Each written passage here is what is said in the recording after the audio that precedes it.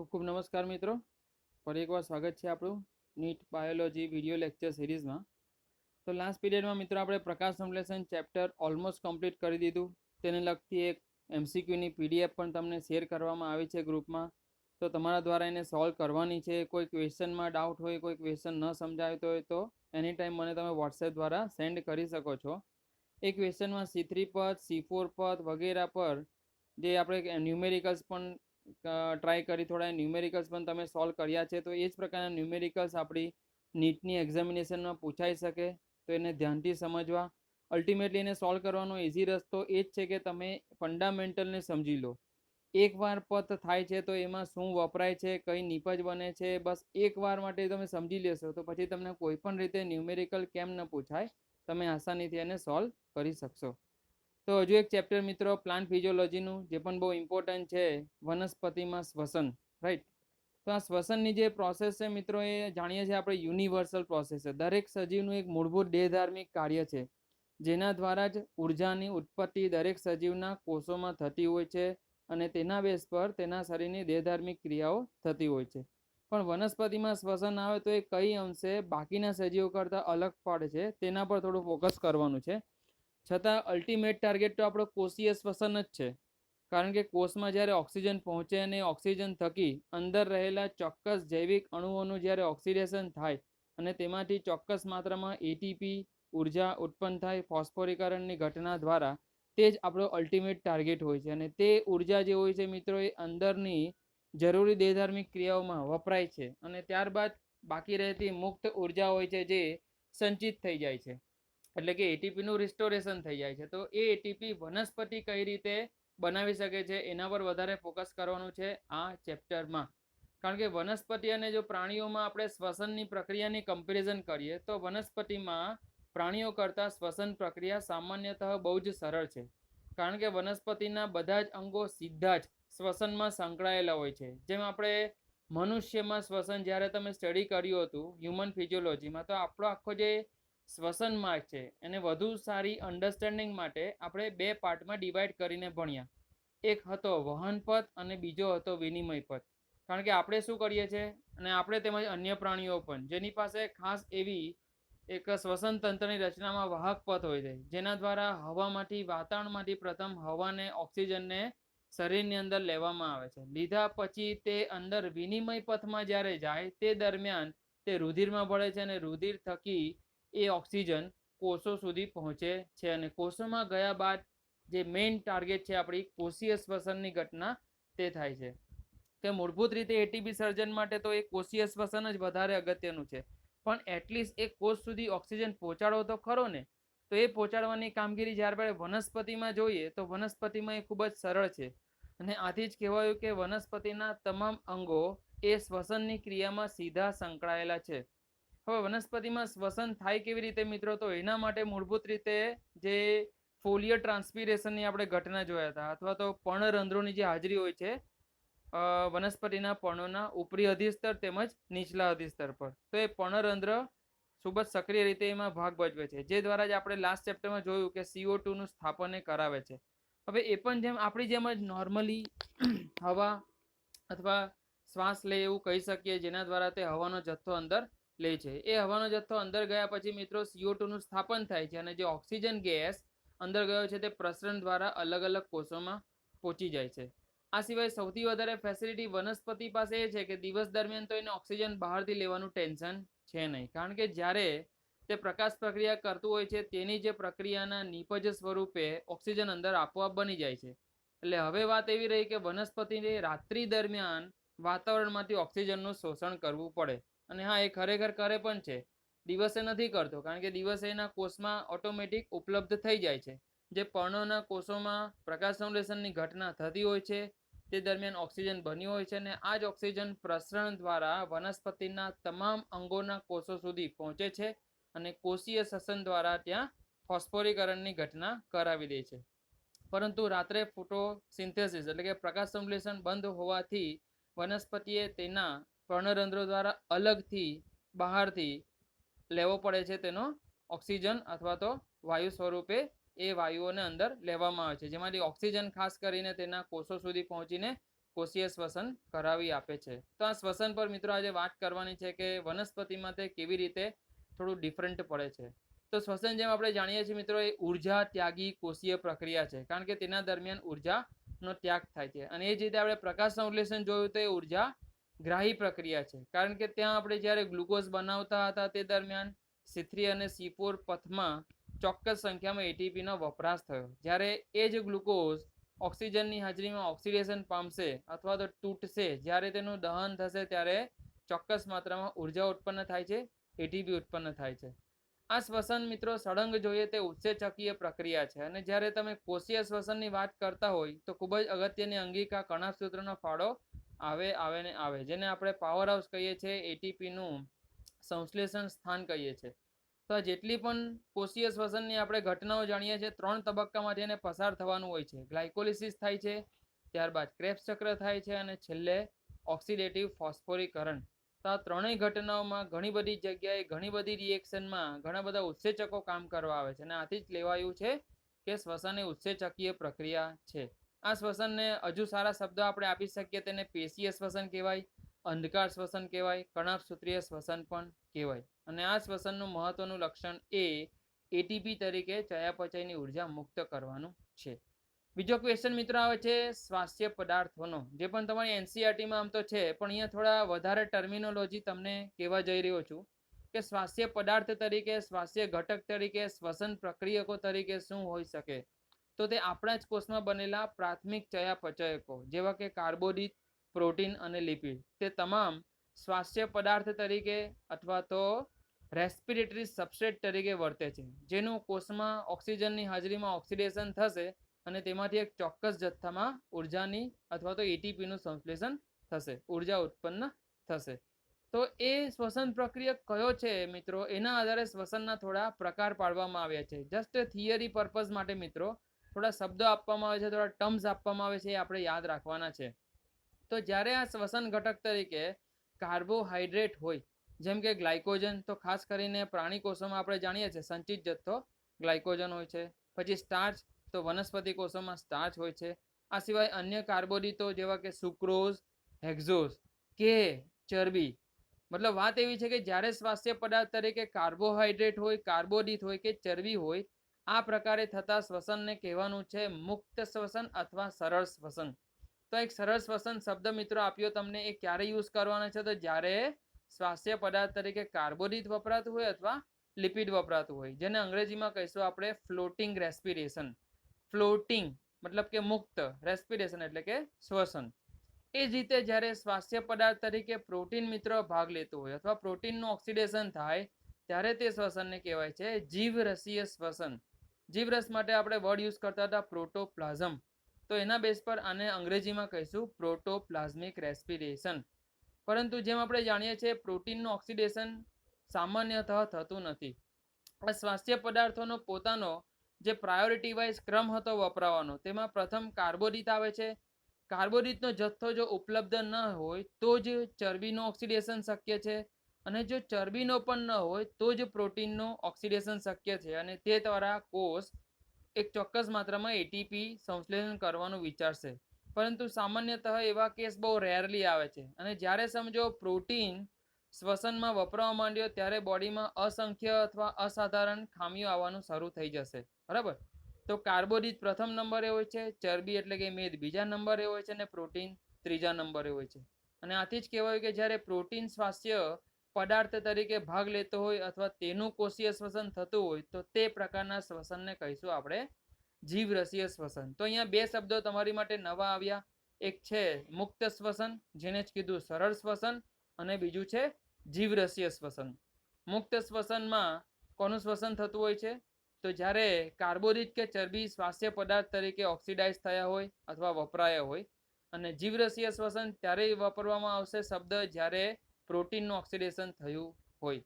તો જ્યારે ખોરાકની ઘટ હોય મિત્રો, ભૂખમરો હોય, કેવા રોગના સમયની પરિસ્થિતિ ઊભી થઈ હોય, તો જ આ પ્રોટીનનું ઓક્સિડેશન શક્ય બને છે. બાકી સામાન્યતઃ પ્રોટીન ક્યારેય પણ ઓક્સિડાઇઝ થતો નથી મુક્ત ઉર્જાના સંશ્લેષણ માટે.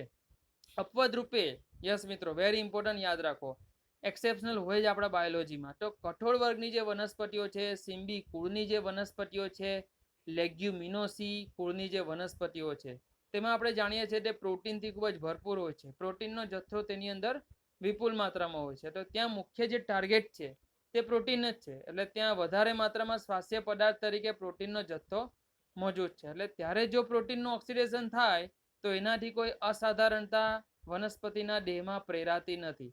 આથી તે સમયે આ પ્રોટીનના ઓક્સિડેશનને આપણે સરળ શ્વસન કહીશું. બરાબર. તો ખાલી એક સ્પેશિયલ કેસ જે છે કઠોળ વર્ગની સિમ્બી કુળની વનસ્પતિઓમાં જ જે પ્રોટીનથી ભરપૂર હોય છે અને આને કારણે જો પ્રોટીનનું ઓક્સિડેશન થતું હોય અથવા પ્રોટીનનું કોષીય શ્વસન થતું હોય તો તેને આપણે ત્યાં સરળ શ્વસન કે મુક્ત શ્વસન શબ્દથી ઓળખી શકીશું. બરાબર છે. આ શ્વસનના મિત્રો પ્રકાર જે પણ આપણે જાણીએ છીએ જારક શ્વસન હોય છે અને અજારક શ્વસન. તો જારક શ્વસન મિત્રો જાણીએ છીએ ઓક્સિજનની હાજરીમાં થાય, અજારક શ્વસન ઓક્સિજનની ગેરહાજરીમાં થાય. બીજો અહીંયા મિત્રો મારે જે વાત કવર કરવી છે તો અજારક શ્વસનના પાછા આપણે બે પાર્ટ પાડી શકીએ. કારણ કે એમાં કેટલાક અનિવાર્ય અજારક શ્વસન ધરાવતા સજીવ હોય છે અને કેટલાક વૈકલ્પિક અજારક શ્વસન ધરાવતા સજીવ હોય છે. બરાબર. કારણ કે જેમ ઉદ્વિકાસ આપણે ભણીશું ત્યારે અહીંયા આવશે કે શરૂઆતમાં મુક્ત ઓક્સિજન ઉપલબ્ધ હતો નહીં વાતાવરણમાં. તો તે સમયે જે સજીવો અવતરણ પામ્યા તેઓએ કમ્પલસરી અજારક શ્વસન કરવાનું શરૂ કર્યું. પછી ધીરે ધીરે જેમ ઓક્સિજનનું સંશ્લેષણ થયું અને તે સંશ્લેષણ થવા પાછળ બીજી એ જવાબદાર છે મિત્રો પ્રકાશ સંશ્લેષી બેક્ટેરિયા બ્લુ ગ્રીન આલ્ગીનું અસ્તિત્વ થયું અને તેણે પ્રથમ ઓક્સિજનની ઉત્પત્તિ પ્રેરી, જેનાથી ઓક્સિજન પરિક્રમણની ઘટના થઈ અને એ થવાથી જારક શ્વસન દર્શાવતા સજીવો ધીરે ધીરે અસ્તિત્વમાં આવ્યા. અને એકવાર આવું ઓક્સિજન યુક્ત વાતાવરણ બન્યું પછી આપણે કહી શકીએ કે જીવોની ઉત્પત્તિ થોડી પૂર ઝડપે આગળ વધી અને ત્યારબાદ ઉદ્વિકાસનો દર પણ ખૂબ જ ઝડપથી આગળ વધ્યો. તો વનસ્પતિ સ્તરે કેવી રીતે અજારક શ્વસન થશે એની આપણે વાત કરવાની છે અહીંયા. તો ખાસ કરીને અજારક શ્વસનના જે બે પાર્ટ છે આપણે જાણીએ છીએ. તેમાં હોય છે આલ્કોહોલિક આથવણ અને બીજું હોય છે લેક્ટિક એસિડ આથવણ. આલ્કોહોલિક આથવણ એ સામાન્યતઃ વનસ્પતિજન્ય માધ્યમમાં પ્રેરાતું અજારક શ્વસન છે, જ્યારે લેક્ટિક એસિડ આથવણ એ સામાન્યતઃ પ્રાણીજન્ય માધ્યમમાં પ્રેરાતું અજારક શ્વસન છે. તો તેમાં કેવી રીતે રાસાયણિક પ્રક્રિયાઓ થાય છે, કેવી રીતે ઉર્જાનો ઉત્પત્તિ થાય છે વગેરે વિશે આપણે વાત કરીશું. તો મૂળભૂત રીતે આ બે શ્વસન પર આપણે ફોકસ કરવાનું છે. પરંતુ સૌથી પહેલી મિત્રો વાત આવે છે કે મૂળભૂત રીતે જે ઉર્જાનો મુખ્ય સ્ત્રોત આપણા કોષમાં ઉપલબ્ધ હોય છે જે હોય છે ગ્લુકોઝ. કારણ કે હમણાં જ વાત કરી કે કાર્બોદિતનો પ્રથમ નંબર લેવાનો છે. પ્રથમ સ્વાસ્થ્ય પદાર્થ કોણ વપરાવાનું છે? કાર્બોદિત. તો આ કાર્બોદિતમાં જે મૂળભૂત છે ગ્લુકોઝ, તેમાં ગ્લાયકોલિસિસ થવું અનિવાર્ય છે અને આ ગ્લાયકોલિસિસની શરૂઆતથી આપણે કહી શકીએ કે કોષીય શ્વસનની શરૂઆત થાય છે, જે માટે તે કોષ રસમાં જ ગ્લુકોઝનું વિઘટન શરૂ કરી દે છે. ગ્લુકોઝના વિઘટનની શરૂઆતમાં મિત્રો જરૂરી નથી કે ઓક્સિજનની હેલ્પ જોઈએ. આથી જ્યાં સુધી ગ્લાયકોલિસિસ પૂરું ન થાય ત્યાં સુધી કોષ એ જોતો પણ નથી કે મને ઓક્સિજન મળે છે કે નથી મળતો. મતલબ જારક શ્વસન હોય કે અજારક શ્વસન હોય, ગ્લાયકોલિસિસ તો થવાનું ને થવાનું જ જે કોષ રસમાં શરૂ થઈ જાય છે. કારણ કે આપણા જે કાર્બોદિત છે, પ્રોટીન છે, લિપિડ છે વગેરે જેવા જૈવિક અણુઓ કોષ રસના માધ્યમમાં જ છે. એમાંથી પ્રાથમિક રીતે કોષ દ્વારા પ્રિફર કરવામાં આવે છે ગ્લુકોઝ, જે સરળ ઉર્જાનો સ્ત્રોત છે અને તેનાથી આ પ્રોસેસની શરૂઆત થાય છે, તેનાથી ગ્લાયકોલિસિસની શરૂઆત થાય છે. તો આમ 3 તબક્કામાં આપણે ચેપ્ટર્સને આગળ લઈ જઈશું. પ્રથમ ગ્લાયકોલિસિસ સમજીશું, પછી ક્રેબ્સ ચક્ર ભણીશું અને ક્રેબ્સ ચક્ર થવા માટે કમ્પલસરી માઇટોકોન્ડ્રિયાની અંદર જવું પડે. પણ અગેન અહીંયા બીજી એક વાત મિત્રો જે ઉમેરવી છે કે માઇટોકોન્ડ્રિયાની હાજરી તો સુકોષ કેન્દ્રીય સજીવમાં જ હોય. તો આદિકોષ કેન્દ્રીય સજીવો શું જારક શ્વસન નથી દર્શાવતા? દર્શાવે છે મિત્રો. એના માટે તમને યાદ હોય તો આપણે બહુ જ અગત્યની એક શ્વસન અંગિકા સ્ટડી કરી હતી, મેસોઝોમ. એ મેસોઝોમ જે મૂળભૂત રીતે દરેક બેક્ટેરિયાના કોષમાં હોતી નથી, તે ખાલી એવા જ બેક્ટેરિયા ધરાવે છે જે જારક શ્વસન દર્શાવતા હોય અને આવા બેક્ટેરિયા પોતાના કોષરસ સ્તરના એટલે કે પ્લાઝ્મા લેમ્માના વિસ્તરણથી મેસોઝોમ અંગિકા બનાવી દે છે અને એ મેસોઝોમ અંગિકા જે બની જાય તેની અંદર એવી રિએક્શન એટલે કે ક્રેબ્સ ચક્ર અને જે ઓક્સિડેટિવ ફોસ્ફોરીકરણની ઘટના છે જે આપણને સુકોષ કેન્દ્રીય કોષની અંદર જોવા જતા હોય તો માઇટોકોન્ડ્રિયામાં એટલે કે કણાભસૂત્રમાં થતી જોવા મળે છે. તે બે ઘટનાઓ બેક્ટેરિયાની અંદર મેસોઝોમની અંદર થતી જોવા મળશે. મતલબ બેક્ટેરિયામાં પણ અથવા આદિકોષ કેન્દ્રીય કોષ રચના ધરાવતા સજીવોમાં પણ જારક શ્વસન દર્શાવતા સજીવો છે. પરંતુ જો થોડો અજારક પર આપણે ફોકસ કરીએ તો એમાં મેં જે તમને 2 પ્રકાર કીધા એ બંને પ્રકાર માત્ર અને માત્ર આ સૂક્ષ્મજીવોની કેટેગરીમાં જ લેવાના છે. કે અજારક શ્વસનના મિત્રો તમને 2 પ્રકાર કીધા મેં. કયા? તો વૈકલ્પિક અજારક સજીવો અથવા વૈકલ્પિક અજારક શ્વસન દર્શાવતા સજીવો એવું બોલો, અને અનિવાર્ય અજારક શ્વસન દર્શાવતા સજીવો. બંનેને અલગ કેવી રીતે પાડીશું? તો આ 2 શબ્દો અત્યાર સુધી આપણે બાયોલોજીમાં ઘણી બધી વાર યુઝ કર્યા જ છે. વૈકલ્પિક અજારક એવા હશે જેઓ ઓક્સિજન જ્યારે મળતો હશે ત્યારે કરી દેતા હશે જારક શ્વસન, પરંતુ ઓક્સિજન ન મળતો હોય તો પણ તેઓ ઓક્સિજનની ગેરહાજરીમાં અજારક શ્વસન દર્શાવીને પોતાનો જીવન નિર્વાહ કરી લે છે, પોતાના માટે ઉર્જા સંશ્લેષણ કરી લે છે. જ્યારે કેટલાક એવા હોય છે જે અનિવાર્ય અજારક હોય છે, જેને ઓક્સિજન છે કે નહીં એનાથી કોઈ મેટર કરતું નથી. ઓક્સિજનની સાંદ્રતા ઉપલબ્ધ હોય છતાં પણ તે ઓક્સિજનની ગેરહાજરીમાં જ શ્વસન દર્શાવે, એટલે કે અજારક શ્વસન દર્શાવે ને તો એનાથી પોતાના કોષમાં ચોક્કસ માત્રામાં ઉર્જાનો જથ્થો ઉત્પન્ન કરે. તો એવા શ્વસનને પણ આપણે અજારક શ્વસનની કેટેગરીમાં લઈશું. તો જારક શ્વસન એ હિસાબે કહેવાયું મિત્રો કે તે ગ્લુકોઝનું સંપૂર્ણ ઓક્સિડેશન દર્શાવે છે. જ્યારે અજારક શ્વસનમાં પણ શરૂઆત તો આપણે ગ્લુકોઝથી જ કરવાના છે, પરંતુ તેમાં ગ્લુકોઝનું અપૂર્ણ ઓક્સિડેશન થશે અને ગ્લુકોઝમાંથી જેટલી ઉર્જા જનરેટ થવી જોઈએ એટલી ઉર્જા જનરેટ થશે નહીં, ખૂબ જ ઓછી થશે.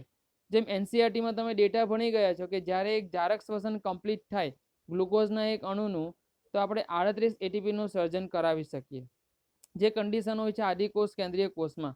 પરંતુ એ જ જો સુકોષ કેન્દ્રીય કોષમાં થતું હોય તો આપણે 36 એટીપીનું સર્જન કરાવી શકીએ. તો પણ કમ્પેરેટિવલી જુઓ, આ 36 અને 38 એટીપીનો આંકડો છે. હવે આવો જ ગ્લુકોઝ જો અજારક શ્વસન દર્શાવતા કોષના મધ્યમાં હોય અને ત્યાં તેનું અજારક શ્વસન થાય તો મિત્રો ખાલી 2 જ એટીપી ઉત્પન્ન થાય. અને આ 2 એટીપીથી કેટલી ઉર્જા એ ઉત્પન્ન કરી શકે? એનાથી મુક્ત ઉર્જાનો જથ્થો જે છૂટો પડે છે તે ખૂબ જ ઓછો હોય છે. મતલબ કહી શકીએ કે આ એક અપૂર્ણ ઓક્સિડેશન છે, જેનાથી જેટલી ઉર્જા જનરેટ કરવો જોઈએ ગ્લુકોઝ એટલી કરી શકતો નથી.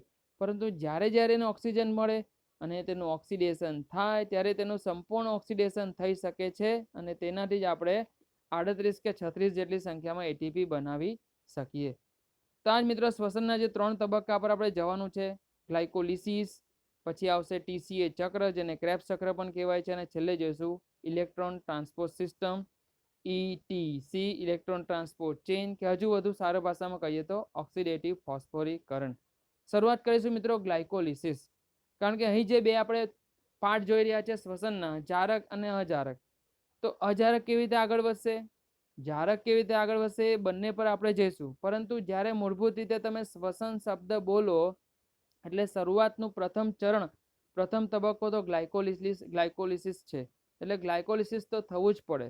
તો કોષના માધ્યમમાં જ્યાં પણ ગ્લુકોઝ પડ્યો છે ત્યાંથી તેના તૂટવાની ઘટના શરૂ થઈ જાય, જેને કહેવાય છે ગ્લુકોઝ પ્લસ લાઇસિસ, મતલબ કે ગ્લુકોઝનું તૂટવું, ગ્લુકોઝનું વિઘટન, જે કોષ રસમાં થશે, જીવરસમાં થશે, ત્યાંથી તેનો શરૂઆત થઈ જશે. તો આ ગ્લાયકોલિસિસને મિત્રો આજે આપણે પ્રથમ સ્ટડી કરી લઈએ, જેમાં ઘણી બધી ઝીણવટપૂર્વક માહિતી શીખવા જેવી છે, લર્ન કરવા જેવી છે, જે તમને એમસીક્યુમાં પૂછાઈ શકે.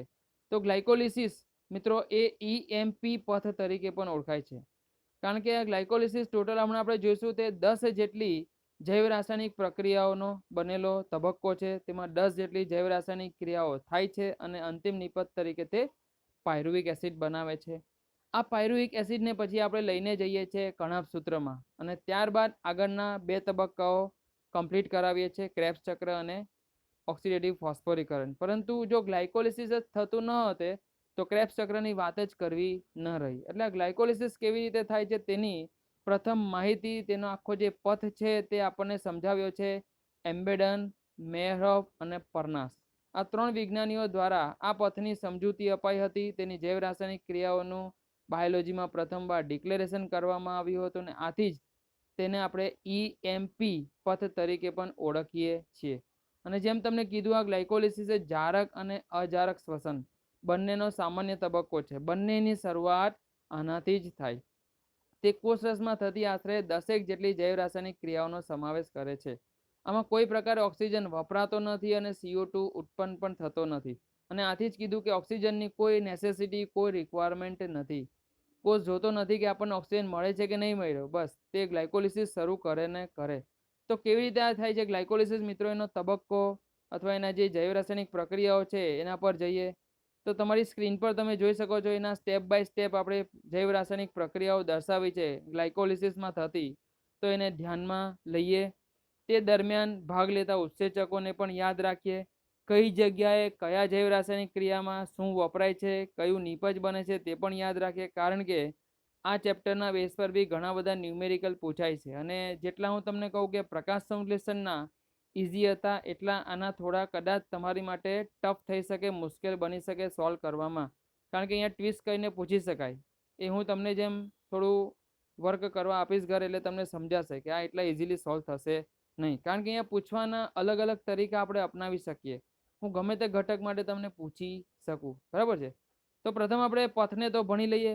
એક પથ વિશે જેટલા તમે ક્લિયર હશો ન્યુમેરિકલ એટલા જ આસાનીથી સોલ્વ કરી શકશો.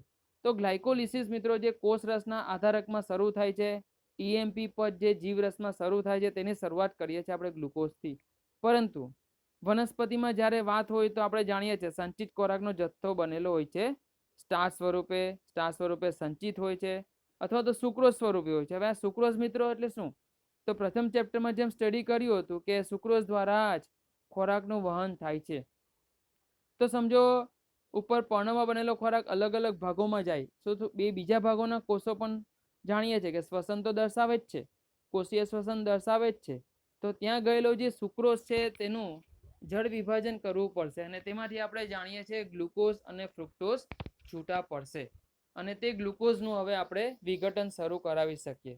મતલબ એટલા માટે જ આ બે સ્ત્રોત અહીંયા સ્પેસિફાઈ કર્યા છે કે સ્ટાર્ચમાંથી ગ્લુકોઝ ઓકે બની શકે, સુક્રોઝમાંથી ગ્લુકોઝ ઓકે બની શકે, અને શરૂઆત કરવાની છે ગ્લુકોઝથી જ. આ ગ્લુકોઝ મિત્રો પ્રથમ શું ગ્લુકોઝ 6 ફોસ્ફેટમાં રૂપાંતરિત થાય છે પ્રથમ સ્ટેપમાં, જે માટે એને હેક્ઝોકાઇનેઝ અથવા ગ્લુકોકાઇનેઝ નામનો ઉત્સેચક મદદ કરે છે. જે દરમિયાન આપણે જાણીએ છીએ ગ્લુકોઝનું થયું ફોસ્ફોરીકરણ, આધારક આધારિત ફોસ્ફોરીકરણ. ગ્લુકોઝને ફોસ્ફેટ આપે છે, ટ્રાન્સફર કરે છે કોણ? તો એટીપી. આને કારણે એટીપી ફોસ્ફેટ આપીને બની જશે એડીપી, અને ગ્લુકોઝના છઠ્ઠા કાર્બન પર ફોસ્ફેટ જોડાઈ જાય છે જે બનાવે છે ગ્લુકોઝ 6 ફોસ્ફેટ. અને આ પ્રોસેસમાં એક એટીપી વપરાયો. પછી ગ્લુકોઝ 6 ફોસ્ફેટમાંથી બને છે ફ્રુક્ટોઝ 6 ફોસ્ફેટ, જે માટે ગ્લુકો ફ્રુક્ટો આઇસોમરેઝ.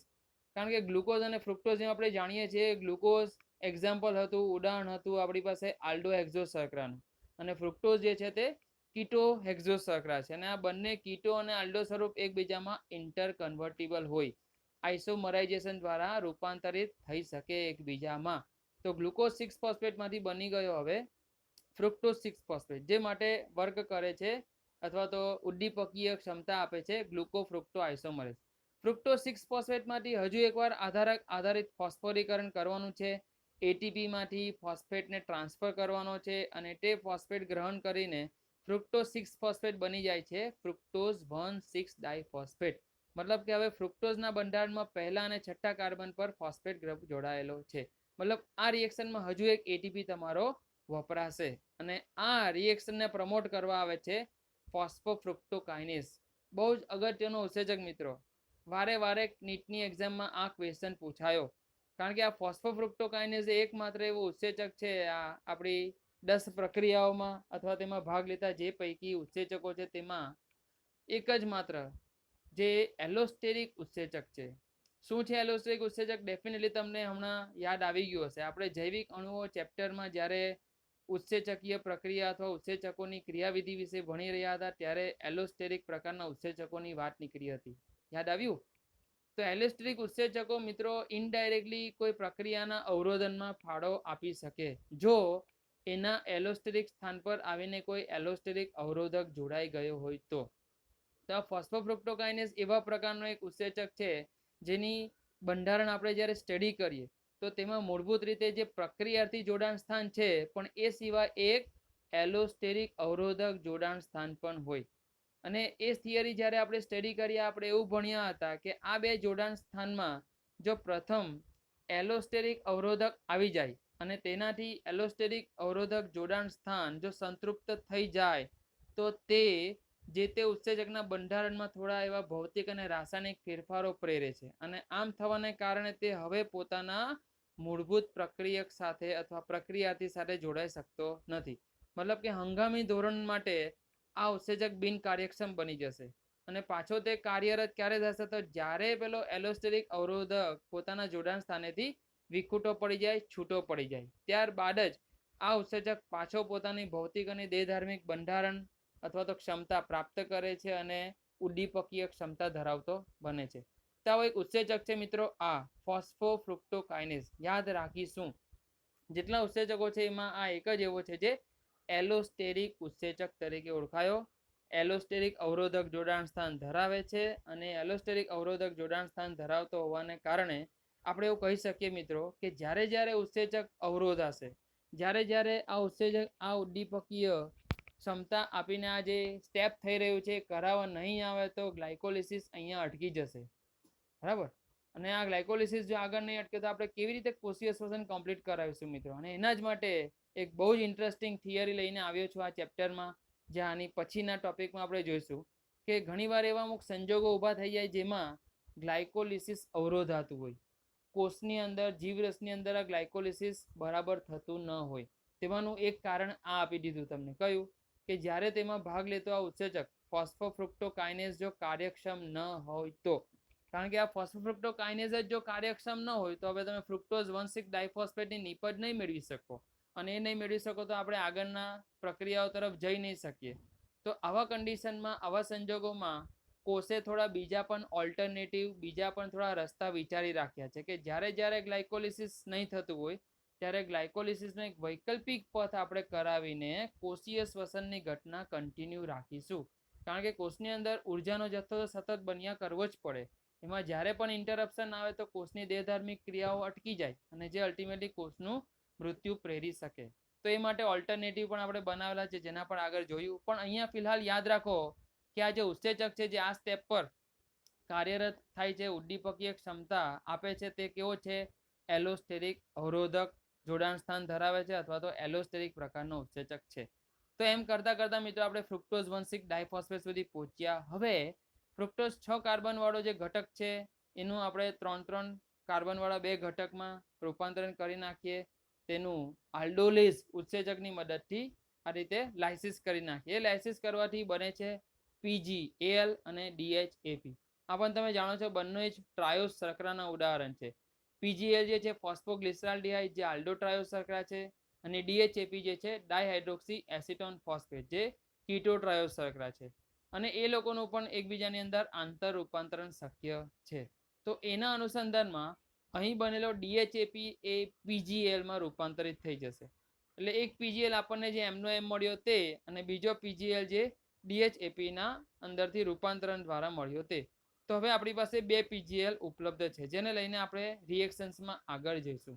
પણ અહીંયા જે આંતર રૂપાંતરણ થયું છે મિત્રો એ કરાવવા માટે ઉત્સેચક જે આવે છે ભાગ લેવા તેનું નામ યાદ રાખીએ, ટ્રાયોસ ફોસ્ફેટ આઇસોમરેઝ. શું નામ છે? Triose phosphate આઇસોમરેઝ. આ 2 PgAl જે મિત્રો એમાં આપણે જે 2 ફોસ્ફેટ જોઈ રહ્યા છે અને 2 ફોસ્ફેટની જે પોઝિશન છે જે પ્રથમ કાર્બન પર છે એક અને બીજો છે જે ત્રીજા કાર્બન પર છે. તો આમ પહેલા અને ત્રીજા કાર્બન પર ફોસ્ફેટ જોડાય છે અને હવે આપણે એને નામ આપ્યું છે BPGAL, મતલબ કે બાય PgAl એવું કહી શકીએ. 2 મોલેક્યુલ્સ ઓફ બાયફોસ્ફોગ્લિસરાલ્ડિહાઇડ. હવે આ આલ્ડિહાઇડનું મારે રૂપાંતરણ કરવાનું છે એસિડમાં. Aldehyde is converted into acid અને એ માટે એક ઓક્સિડેશન જેવી રિએક્શન થવી પડે as per the knowledge or as per the concept of chemistry. અને એટલે જ મિત્રો હવે આ જે રિએક્શન છે એના પર પણ બહુ જ ધ્યાન આપો. જો અહીંયા મેં બ્રેકેટમાં લખ્યું છે એક મસ્ત પોઈન્ટ આઉટ કરીને કે આ જે તબક્કો છે અથવા આ જે સ્ટેપ છે તે અજારક શ્વસનનો જારક તબક્કો કહેવાય છે મિત્રો. કેમ? તો પહેલા રિએક્શન પર જરા ફોકસ કરો.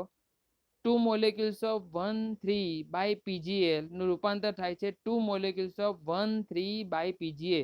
મતલબ કે ફોસ્ફોગ્લિસરાલ્ડિહાઇડ હવે રૂપાંતરિત થઈ ગયો છે ફોસ્ફોગ્લિસરિક એસિડમાં. આલ્ડિહાઇડને એસિડ બનવા માટે કમ્પલસરી ડિહાઇડ્રોજિનેશન કરાવવું પડે અને dehydrogenation is ultimately one type of oxidation reaction. અહીંયા જે ઉત્સેચકનું નામ લખ્યું છે ડિહાઇડ્રોજિનેઝ, એ ડિહાઇડ્રોજિનેઝ રેડોક્સ પ્રકારના ઉત્સેચકની કેટેગરીમાં આવે છે. તો જ્યારે આ ડિહાઇડ્રોજિનેઝ અહીંયા વર્ક કરશે અહીંયાથી તમે જોશો 2H+ અને 2E- રિલીઝ થશે. 2 પ્રોટોન અને 2 ઇલેક્ટ્રોન છૂટા પડે છે અને આ જે 2 પ્રોટોન બે હાઇડ્રોજન છૂટા પડે છે તેને એક્સેપ્ટ કરવા માટે આવે છે NAD, જે આપણા સહઉત્સેચકો છે જે આપણે જાણીએ છીએ ઘણા મહત્વના હોય છે, નિકોટિનેમાઇડ એડેનાઇન ડાયન્યુક્લિયોટાઇડ. તો NAD નું રિડક્શન થઈ જશે H+ ને ગ્રહણ કરીને અને તે બની જશે NaDH2.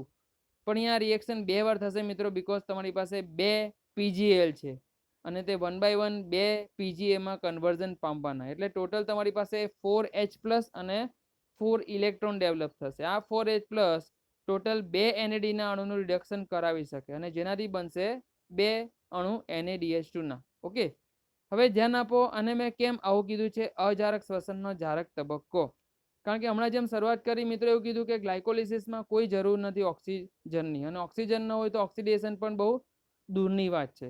પરંતુ ખાલી અને ખાલી તમે એની રાસાયણિક પ્રોપર્ટી હશે, રાસાયણિક પ્રક્રિયાને જો ધ્યાનમાં લો છો તો અહીંયા ડિહાઇડ્રોજિનેશનની ઘટના થઈ, અને ડિહાઇડ્રોજિનેશનની ઘટના એ ઓક્સિડેશન પ્રકારની રાસાયણિક ઘટનાને આધીન હોય છે.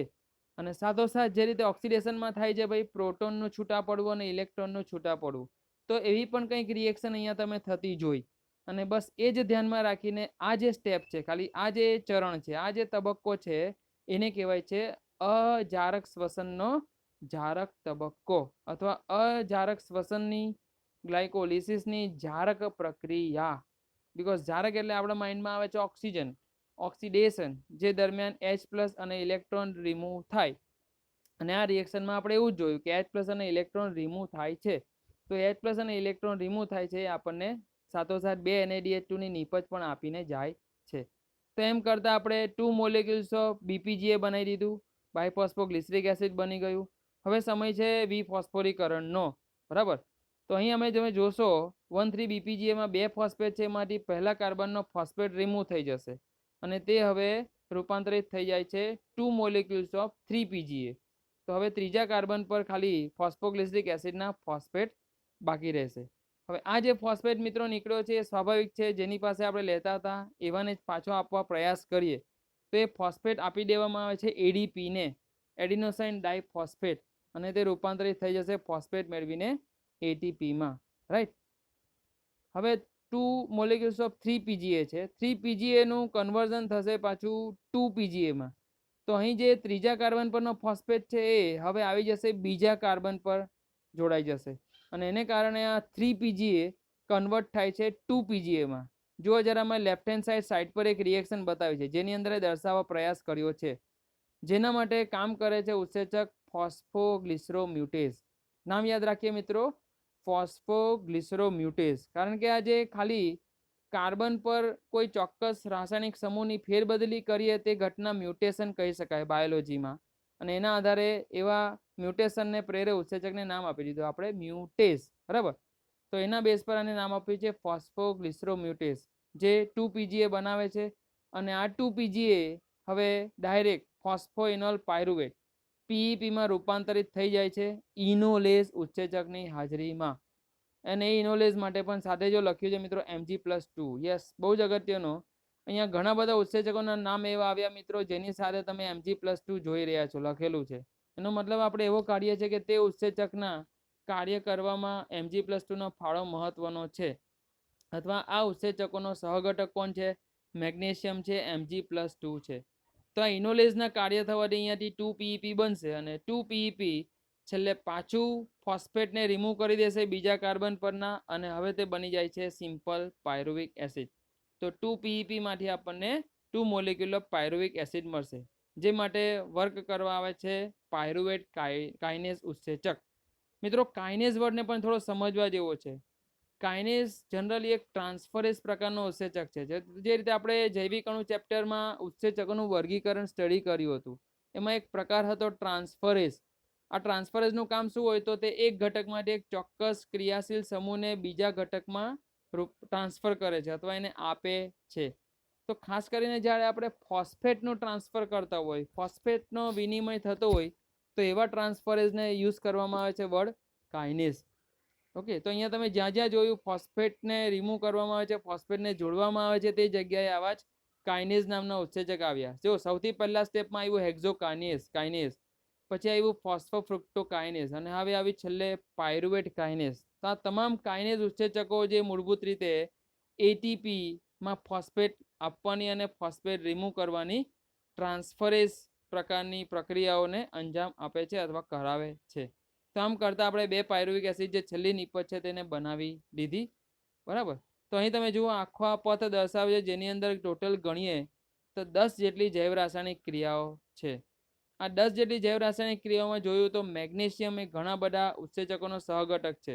એટલે આપણે ઓલ ઓવર ગ્લાયકોલિસિસ થવા માટે મેગ્નેશિયમની અનિવાર્યતા બહુ વધારે છે. મેગ્નેશિયમ બહુ ઉપયોગી છે એવું કહી શકીએ ગ્લાયકોલિસિસના સ્ટેપમાં અથવા તો શ્વસનની પ્રક્રિયામાં. અહીં આપણે નિપજ પર મિત્રો ટાર્ગેટ કરીએ તો નિપજ કઈ છે આપણી પાસે? તો છેલ્લે તમારી પાસે 2 પાયરુવિક એસિડ તમને મળ્યા છે. બરાબર. સાથોસાથ વચ્ચે રિએક્શનમાં તમે જોયું એટીપી આપણને મળ્યા કેટલાક રિએક્શન પર, પણ શરૂઆતમાં તમે જોયું એટીપી વપરાયા પણ ખરા. એટલે અહીંયા આપણે એટીપીની એક સરેરાશ ગણતરી કરવી પડશે, એક એવરેજ ગણતરી કરવી પડશે. તો શરૂઆતમાં ફ્રુક્ટોઝ 1,6 ડાયફોસ્ફેટ સુધી આપણે 2 એટીપીનો વપરાશ કર્યો, અને પછી જ્યારે આગળના સ્ટેપ્સ છે જેમાં પાયરુવિક એસિડના બનાવવા સુધીમાં આપણે ટોટલ 4 એટીપીનું સર્જન કર્યું. તો અહીંયા 4 - 2 મતલબ આપણી પાસે જે નેટ ગેઇન એટીપીની મળશે તે કેટલી મળે? 2. અને હજુ એક મિત્રો NaDH2 ની વાત કરીએ, જે આપણને મળ્યો હતો ખાલી એક જ સ્ટેપ પર. જે સ્ટેપને, જે ચરણને, જે તબક્કાને આપણે કીધું છે અજારક શ્વસનનું જારક પ્રક્રિયા દર્શાવતું સ્ટેપ, જે હતું મિત્રો આ કયું? જ્યારે બાય પીજીએલ કન્વર્ટ થાય છે બાય પીજીએમાં, કારણ કે ત્યાં આપણે હાઇડ્રોજન અને ઇલેક્ટ્રોન મુક્ત કરાવ્યા, જેનાથી NaDH2 નું સર્જન થયું. તો આ રિડ્યુસ્ડ સ્વરૂપ NaDH2 જે મળે છે એને પણ આપણે બલ્કમાં રાખીશું, કારણ કે આ જ NaDH2 પાસે એટલો પાવર છે જે એટીપી બનાવી આપે, પણ એના માટે તેને પ્રોસેસિંગ કરવું પડશે ઓક્સિડેટિવ ફોસ્ફોરીકરણમાં, કારણ કે અહીંયાથી જે ઘટકો આગળ જવાના. બરાબર. તો NaDH2 જે અહીંયા બન્યો છે મિત્રો, આપણે એને કોષરસીય NaDH2 તરીકે લઈશું, કારણ કે આગળ જઈને આપણે ક્રેબ્સ ચક્રમાં પણ NaDH2 બનાવવાના છે, જેને આપણે કણાભસૂત્રીય NaDH2 કહીશું, અને બંનેની સેપરેટ કેલ્ક્યુલેશન કરીશું. મિત્રો વર્ડ્સને પકડો, અહીંયા બનેલા છે તેને કોષરસીય NaDH2 કહીશ, અને અંદર જે બનવાના છે તેને કણાભસૂત્રીય NaDH2 કહીશ, કારણ કે બંનેને ઓક્સિડેટિવ ફોસ્ફોરીકરણમાં વપરાવા જવાનું છે. પરંતુ કોષરસીય NaDH2 અંદર સીધા જઈ શકતા નથી, તેમને આડકતરી રીતે જવું પડશે, અને એના જ માટે આપણે આગળ શટલ ક્રિયાવિધિનો અભ્યાસ કરીશું, કે અહીં બહાર બનેલા NaDH2 જો ઓક્સિડેટિવ ફોસ્ફોરીકરણમાં ભાગ લેવા જતા હોય તો અંદર પ્રવેશવા માટેની એક ખાસ ક્રિયાવિધિ છે શટલ ક્રિયાવિધિ. તો એના પર પણ ફોકસ કરીએ આગળના ટોપિકમાં. તો અહીંયા મિત્રો યાદ રાખો, એક ગ્લાયકોલિસિસ થાય ત્યારે નિપજ તરીકે આપણને મળે છે 2 પાયરુવિક એસિડના અણુ, 2 એટીપીના અણુ અને 2 NaDH2ના અણુ, 2 રિડ્યુસ્ડ NADના અણુ. બરાબર. આ પાયરુવિક એસિડ બન્યા પછી હવે આગળ કોષ જુએ છે કે હું ક્યાં બન્યો છું, હું જ્યાં બન્યો છું એ કોષમાં ઓક્સિજન આવે છે કે નથી આવતો. જો આવતો હોય તો તે હવે આગળ જારક શ્વસનનો પથ પકડે છે, અને ન આવતો હોય તો હવે આગળ અજારક શ્વસનનો પથ પકડે છે, અને અજારક શ્વસન સ્વરૂપે તે પોતાના માધ્યમને અનુસરીને આલ્કોહોલિક આથવન કરાવી શકે અથવા તો લેક્ટિક એસિડ આથવન કરાવી શકે. જ્યારે જારક શ્વસન જો થતું હશે તો તે પ્રથમ કણાભસૂત્રમાં પ્રવેશ પામશે, અને કણાભસૂત્રમાં પ્રવેશ પામ્યા બાદ આગળ ક્રેબ્સ ચક્ર અને ઓક્સિડેટિવ ફોસ્ફોરીકરણ કરાવવા તરફ જશે. બરાબર. તો અહીંયા મિત્રો જઈએ, આ સાથે એક બીજો ટોપિક કવર કરવો છે બહુ જ ઇમ્પોર્ટન્ટ, ગ્લાયકોલિસિસનો વૈકલ્પિક પથ, જેનું નામ આપ્યું છે હમણાં તમને PPP પથ, પેન્ટોસ ફોસ્ફેટ પથ અથવા હેક્ઝોસ મોનોફોસ્ફેટ પથ. એ પથ વિકસાવવો મિત્રો જરૂરી હતો, કારણ કે અહીંયા જે ઉત્સેચકોની મેં તમને વાત કરી છે, ઘણા બધા એવા સંજોગો આવી જાય કે જ્યારે આ ગ્લાયકોલિસિસ કોઈ કારણસર અવરોધાતું હોય, અને મેં તમને કીધું કે કોષે એના ઓલ્ટરનેટિવ, એના ઓપ્શન વિચારી રાખવા પડે છે. એમાં એક અહીંયા જે આપણને રીઝન મળ્યું છે આ કયું, કે જ્યારે આ ફોસ્ફોફ્રુક્ટોકાઇનેઝ ઉત્સેચક જો એલોસ્ટેરિક અવરોધક સાથે જોડાઈ ગયો હોય અને એને કારણે આગળની પ્રક્રિયાઓ શક્ય ન હોય થવી તરત ને તરત, કારણ કે ઉત્સેચક એવો છે જે જ્યાં સુધી પેલો અવરોધક સ્થાન પોતાનું સ્થાન નહીં છોડે ત્યાં સુધી પોતાના મૂળભૂત પ્રક્રિયાથી સાથે જોડાશે નહીં, અને નહીં જોડાય ત્યાં સુધી આગળના સ્ટેપ પર જઈ શકીએ નહીં. હવે અજારક શ્વસન મિત્રો જો થતું હોય, જો આપણે વિચારી લઈએ કે અંદર ઓક્સિજનનો પ્રવેશ થતો નથી, તો એમાં તે 2 પ્રકારના આથવણની પ્રોસેસથી આગળ જાય છે, એક આલ્કોહોલિક ફર્મેન્ટેશન અને એક લેક્ટિક એસિડ ફર્મેન્ટેશન, જે વનસ્પતિજન્ય માધ્યમમાં થાય. અહીંયા લાક્ષણિક રીતે આપણે યીસ્ટમાં સમજાવવાનું છે એને, અને પ્રાણીજન્ય માધ્યમમાં થતું હોય તો લાક્ષણિક રીતે જેને બેક્ટેરિયામાં સમજાવવાનું છે આપણે. જેની રિએક્શન્સ મિત્રો જુઓ, કદાચ તમારી એનસીઆરટીમાં આપેલ નથી તો અહીંયા તરફ ધ્યાન આપજો અને એને યાદ રાખવા પ્રયાસ કરજો. તો આપણી પાસે 2 પાયરુવિક એસિડના અણુ છે મિત્રો. હું તમને એવું ક્વેશ્ચન પૂછું કે અજારક શ્વસન ક્યાં થશે, તો એ પણ મિત્રો કોષરસમાં જ થઈ જાય છે, જીવરસના આધારકમાં જ થઈ જાય છે. આ રાસાયણિક પ્રક્રિયા માટે આપણે 2 પાયરુવિક એસિડના અણુ મળ્યા છે એનાથી જ ચાલુ કરીએ, જે છે 2CH3COCOOH, જેનું પ્રથમ જો આલ્કોહોલિક આથવણ થતું હોય તો આલ્ડીહાઇડમાં રૂપાંતર થશે અને આલ્ડીહાઇડનું બાદ આલ્કોહોલ બની જશે, જે આપણને ઇથેનોલ સ્વરૂપે મળે છે. અને એનો જ આપણે વપરાશ પછી આલ્કોહોલિક પીણા બનાવવામાં, બેકરી પ્રોડક્ટ બનાવવામાં કરીએ છીએ. તો યીસ્ટનો જ્યાં જે ઉપયોગ થાય છે, જેને આપણે બેકર્સ યીસ્ટ તરીકે, બ્રુઅર્સ યીસ્ટ તરીકે ઓળખીએ છીએ, તો અલ્ટિમેટલી ત્યાં બીજું કંઈ નથી કરાવતા, આપણે આલ્કોહોલિક આથવણને શું કરતા હોઈએ છીએ, પ્રેરતા હોઈએ છીએ. તો એનું પાયરુવેટ ડીકાર્બોક્સિલેઝ ઉત્સેચકની મદદથી મિત્રો પ્રથમ શું થશે, ડીકાર્બોક્સિલેશન થશે અને એમ થતાં તે 2 અણુ એસિટાલ્ડીહાઇડના બનાવે છે, જેને દર્શાવ્યું છે CH3CHO તરીકે. કાર્યરત ઉત્સેચક છે પાયરુવેટ ડીકાર્બોક્સિલેઝ, જેનો સહઘટક યાદ રાખીએ કોણ છે, મેંગેનીઝ. આ જે 2 અણુ મળ્યા છે એસિટાલ્ડીહાઇડનું, તેનું આલ્કોહોલ ડિહાઇડ્રોજિનેઝ ઉત્સેચકની મદદથી રૂપાંતરણ થઈ જાય છે 2 મોલેક્યુલ્સ ઓફ ઇથેનોલ CH3CH2OH. બરાબર. આ આલ્કોહોલ ડિહાઇડ્રોજિનેશન કરવા માટે મિત્રો ડિહાઇડ્રોજિનેશન કરાવવું પડશે. કોનું? તો એ ડિહાઇડ્રોજિનેશન થશે તમારા 2NADH2 અથવા તો NADH2 જે આગળ આપણે બનાવ્યો છે. તો અહીં મિત્રો વાત એવી છે કે જે આપણી નિપજો હતી ગ્લાયકોલિસિસની, તે પૈકીનો NADH2 પણ વપરાઈ ગયો, જેની અંદર ઉર્જા સંચિત હતી, ઉર્જા ઉત્પન્ન કરવાની ક્ષમતા હતી. પરંતુ એના માટે તમે જાણો છો કે ઓક્સિજનની હાજરી હોવી અનિવાર્ય હતી, પરંતુ અહીંયા ઓક્સિજનની હાજરી આવવાની જ નથી, મળવાની જ નથી. તો અહીંયા ડિહાઇડ્રોજિનેશન પામી જશે NADH2 અને પોતાના હાઇડ્રોજન આપી દે છે આલ્ડીહાઇડને, અને આથી તે બની જાય છે આલ્કોહોલ એટલે કે ઇથેનોલ. તો એ માટે ઉત્સેચક આલ્કોહોલ ડિહાઇડ્રોજિનેઝ, સહઘટક Zn2+ સાથે યાદ રાખીએ. તો અહીં આપણને અલ્ટિમેટલી તમે નિપજ જુઓ શું મળ્યું, તો 2 આલ્કોહોલ એટલે કે ઇથેનોલના અણુ મળે છે અને 2 એટીપી જે આગળ ગ્લાયકોલિસિસમાં મળ્યા હતા તે એમના એમ, જે કરીબ આપણને 21 કિલો કેલરી ઉર્જા આપી શકે એક કોષમાં. જ્યારે એ જ આંકડો જારક શ્વસનમાં જેમ તમે સ્ટડી કરી ગયા છો 686 કિલો કેલરી ઉર્જા જેટલો છે. બરાબર.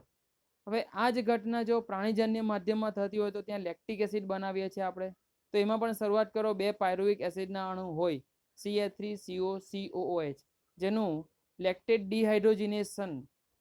ડિહાઇડ્રોજિનેઝ ઉત્સેચકની મદદથી રૂપાંતર થાય છે એસિડમાં. તો અહીં પણ ડિહાઇડ્રોજિનેઝ આવ્યો છે, જે આગળ બનેલા NADH2 નું કરશે ડિહાઇડ્રોજિનેશન અને જેમાંથી છૂટા પડેલા H+ આવી જાય પાયરુવિક એસિડમાં અને તે બનાવી દેશે લેક્ટિક એસિડ. અને આમ નિપજ સ્વરૂપે તમને મળશે લેક્ટિક એસિડ અને આગળ ગ્લાયકોલિસિસના મળેલા 2 એટીપી. પણ NADH2 અહીંયા તમે જોઈ શકો છો વપરાઈ ગયો. મતલબ બંને પ્રકારના આથવણ અલગ અલગ માધ્યમમાં થાય પણ બંનેની નિપજ તો સરખી જ રહે છે. બંને જગ્યાએ તમને 2 એટીપી મળે. 2 એટીપી તમને આશરે 21 કિલો કેલરી જેટલી ઉર્જા કોષમાં ઉત્પન્ન કરાવી શકે. એકમાં આલ્કોહોલ બને છે અને એકમાં લેક્ટિક એસિડ બને છે.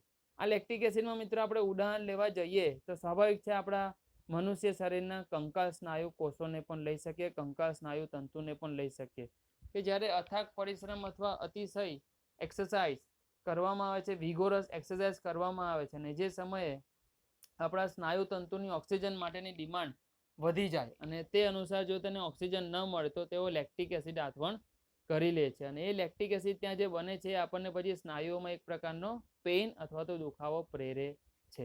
તો આ મિત્રો અજારક શ્વસનની વાત, જે ગ્લુકોઝનું અપૂર્ણ ઓક્સિડેશન અથવા તો અપૂર્ણ વિઘટન કહેવાય છે, અપૂર્ણ દહન કહેવાય છે, જેનાથી જે તે કોષ જેઓ અજારક શ્વસન દર્શાવે છે ખૂબ જ ઓછી માત્રામાં ગ્લુકોઝની ઉર્જા પ્રાપ્ત કરી શકે છે. એના માટે મિત્રો એક પર્સન્ટેજમાં આપણી પાસે આંકડો છે. એવું કહેવાય છે કે 100% ઉર્જા ગ્લુકોઝ પાસે હતી અને જો તેનું અજારક શ્વસન થાય છે તો છેલ્લે ખાલી એની 7% ઉર્જાને જ કોષ યુટિલાઇઝ કરી શકે છે. મતલબ 93% ઉર્જાનો લોસ જાય છે. એ તો કોઈ પણ મિત્રો થર્મોડાયનેમિક્સના નિયમ અનુસાર હોય, ઉર્જા રૂપાંતરની ક્રિયા, તો ઉર્જાનો વિનિમય જ્યારે થતો હોય ત્યારે એનો નાશ થાય જ છે, ગુમાવાય જ છે, ઉષ્મા ગુમાવાય જ છે ઉષ્મા સ્વરૂપે. તો અહીંયા જથ્થો ગુમાવાય છે એ લગભગ તમે જુઓ તો 93% જેટલો જથ્થો ગુમાવાયો. માત્ર જે રિસ્ટોર કરી શકાયો 7% જ છે.